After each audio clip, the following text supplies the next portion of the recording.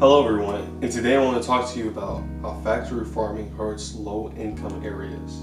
Now, what exactly is factory farming? Well, according to the Webster Dictionary, in short, it's a large industrialized farm.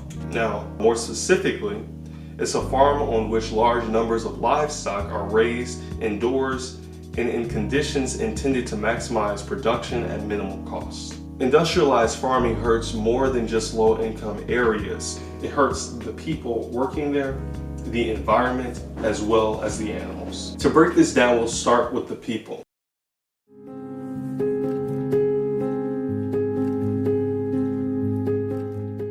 The major corporations such as Tyson, Pilgrim, Smithfield, and JBS own a majority of these farms.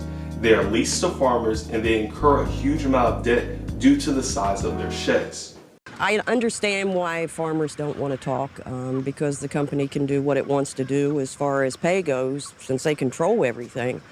But it's just gotten to the point that it's not right what's going on, and I've just made up my mind. I'm going to say what I have to say.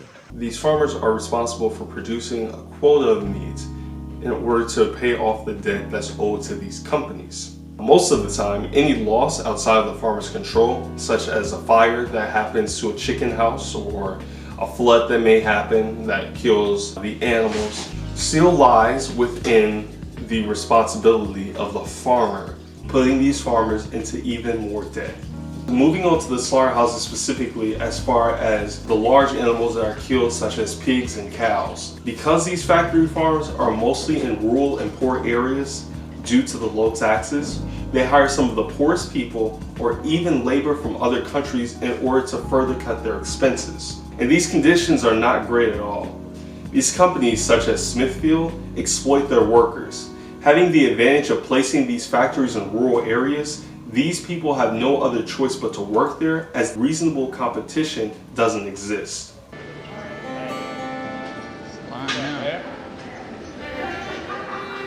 They have the same mentality towards workers as they do towards the hogs.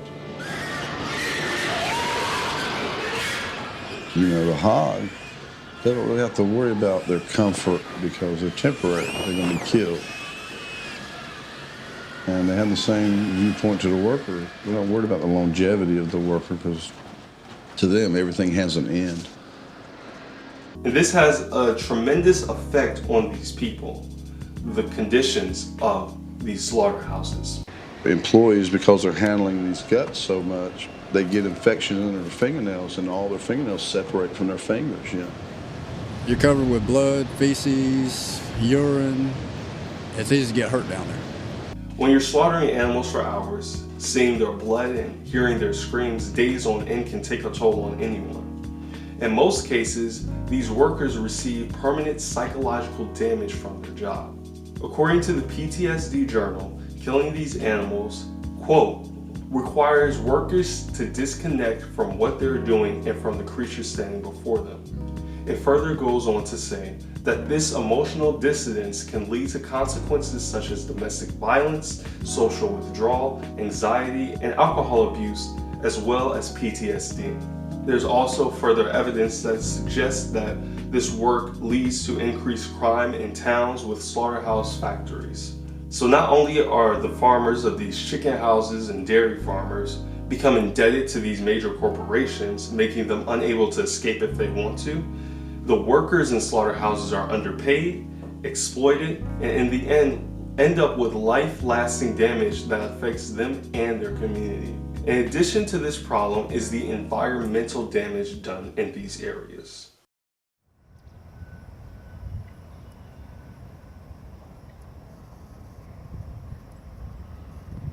These farms in these areas are grossly irresponsible on how they handle their byproducts, in this case, animal waste. Massive slaughterhouses place their waste in gigantic lakes, and once they fill up, it is sprayed in the air.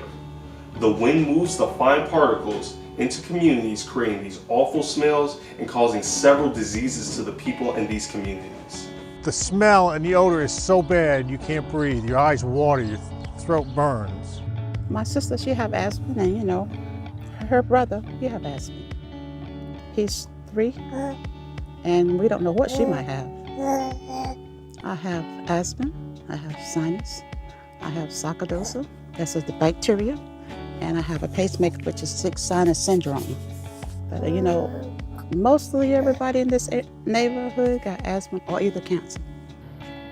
This is Maple School behind me. About 10 years ago, a factory dairy, a dairy with thousands of cows, was built less than a mile away. And nobody thought a lot about it. We just hadn't seen these big dairies before. The first thing they noticed was they had a huge fly problem. And they had to hang up these fly strips in the classrooms, and then nitrates in the water showed up. Now they couldn't drink the water because the nitrate levels doubled and tripled and quadrupled and went up over the unsafe level for anyone. This is where they spray animal waste on us. This is about 8 feet from my mother's house. What is it like when the mist is? It's like, you think it's raining? Really? You think it's raining. We don't open the doors of the windows, but the odor still comes in. It takes your breath away. Then you start gagging, you get headaches. There are a number of studies of asthma and asthma symptoms, particularly in children near these facilities. Among adults, there are reports of several types of upper respiratory symptoms. These pollutants are affecting people's blood pressure. People of color, low-income people, bear the brunt of these practices. When you go back and you look at where these hog facilities are located, there's a disproportionate number of them that are located near communities of color, low-income communities.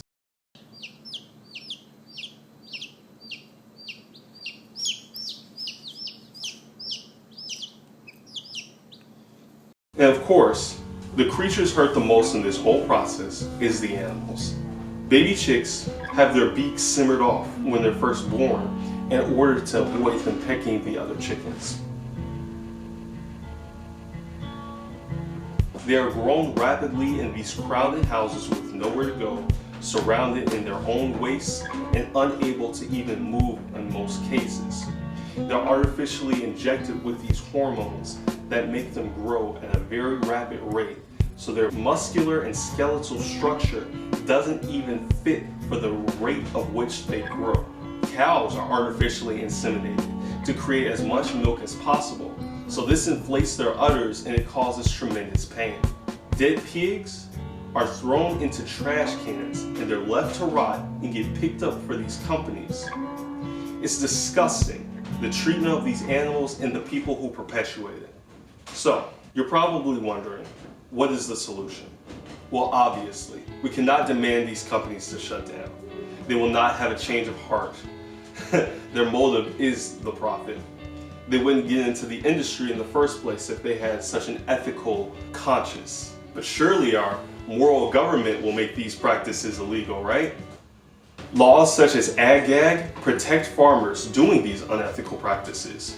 It's illegal in certain states to even film the production of these slaughterhouses, making it illegal to see where your food comes from. What do they have to hide? So, if the politicians aren't already lobbied by these companies to keep their mouths shut, any real change gets silenced on the floor. Bills that try to make these situations any better rarely ever get passed through legislation. So what is the solution? The only thing to make our voices heard is stop supporting these industries. Switching to plant-based foods will only hurt their production. Supply and demand tells us that this will only perpetuate if we continue to buy their products. The less that's demanded, the less amount of animals will die. As always, leave any questions in the comment section below. I'm more than happy to have a discussion with anyone on this unethical treatment of animals in the slaughterhouses that negatively affect these low-income areas. Thank you again, and I'll see everyone in my next video.